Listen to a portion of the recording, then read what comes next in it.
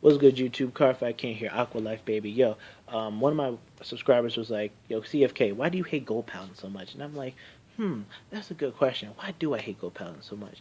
So, I was going to make a video on why I hate Gold Pound so much, and pretty much why I hate pretty much the entire United Sanctuary. That they all those clans pretty much kill my Vanguard vibe. So. But Gold Paladins in general, they really do. So this is pretty much a video on why I can't stand Gold Paladins and how they kill my vibe. And I'm gonna do other clans as I go along. I'm in college. I don't have any cards. So I don't have a card shop. I could be at locals right now. What else do I gotta do? So let's get into it. All right. So Gold Paladins. What do they do?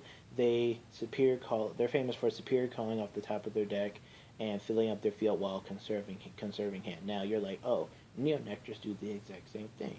Well, that's true, but in the case of Neonectars versus Gold Paladins, Neonectars is speed, and Gold Paladins is more or less on-call effects and power.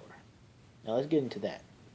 Now, with that, Neonectars can fill up their field consistently, but they don't push like 28k rows, 30k rows, and things like that. They don't push those high pressure rows. Like I know in Musketeer, Cecilia swings for 17 or 18 at her highest, unless they have a 10k booster. She's a 10, she swings for 18 at her highest.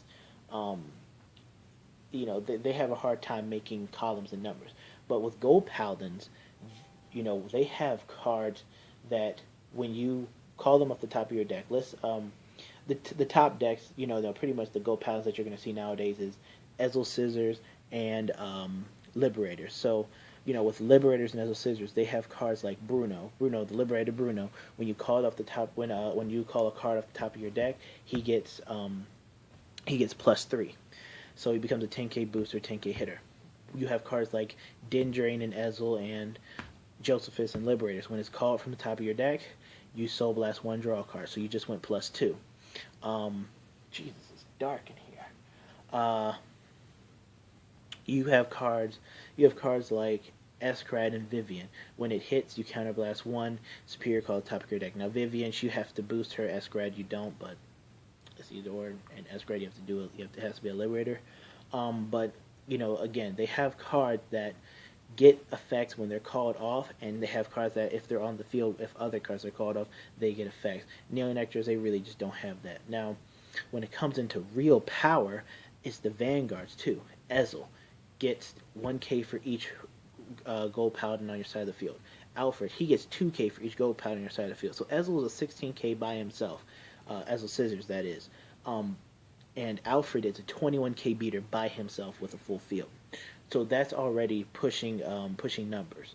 And then they have of course they have 12k attackers and whatnot, so you can make your 16k rows, your 19k rows. But he is like a 20. But Alfred's like a 28k road, and I just think that in terms of power, Gold Paladins can push more damage while not being able to fill their field as fast as Neonectars and as consistently, due to higher counterblast usage.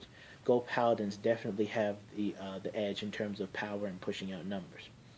Um, Now, let me get into why I guess support. Now I know Gold Paladins is pretty much the feature clan. I hate Aichi, but Gold Paladins is like his feature clan really. And Neonectars are really the rogue clan. You don't see anybody playing Neonectars in the show really. Maybe once or twice here and there, but not really.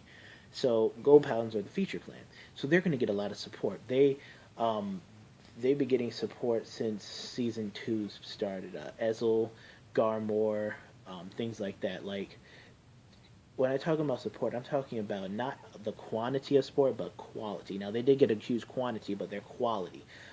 Vanguards, Alfred, he gets 2k for each rearguard on the field, each Liberator on the field. Counterblast 2, Superior Call 1. Great card. Garmor, you have no field. Counterblast 3, fill up your field. Great card. I mean, when you fill up fields, you have to you play with what the cards you're dealt with, but again, you're still able to fill up a field. Ganslot Zenith, you send a grade 2 or less Liberator to the bottom of your deck. Superior Call the top card of your deck. Bruno will go off. If it's a Josephus, he will go off. plus that card gets an extra 10k power. So you can that can be a real lane pusher. You have cards like Monarch Alfred coming out in a few weeks. He gets 1k for each rear guard on the field, and you counterblast 3, and you do Garmor's effect. And if you're on 5 damage and you call Blaster Blade Liberator, then he gets drop my pencil, shoot. But he gets an extra crit, or 10k an extra crit. I think it's 10k an extra crit, but I know it's definitely an extra crit. So again, and they have other supporting units like the Bluish Flame Liberators. They have cards where it's like on call, things like that. So just those examples, they get the quality of support they get is so good, and even now they're just so consistent. They even have cards. They even have. Alfred and Ezel Scissors, 10k extra crit and unlocks it. So he breaks through. He breaks through the lock. So playing Link Jokers against them. Now I've been successful against Ezel decks with my Link Jokers, but again, it's still a really tough matchup because they can break through your lock. And again, it's the power that they have too. So that's that. I went and turn on some lights, but yeah. So pretty much that's pretty much it. I just can't stand the deck because it calls all over you. Like, you want to get rid of their rear guards, but their rear guards, they're not going to go away because they're just going to come right back. They have cards that just get unnecessarily stupid power, and they have cards that work when you do it. Now I understand that's the mechanic of the deck and blah blah blah, but it's just something I hate. I just feel as if for a deck to be able to not sacrifice guarding to call things out, just using counterblast like money, your counterblast for like money, and for them just to spend their money to get cards on the field rather than committing cards from your hand, kind of irks me in the wrong way. You understand what I'm saying, right, y'all? Yeah. But this has been Clans That Kill My Vibe, Aqua Life Baby. I gotta finish this paper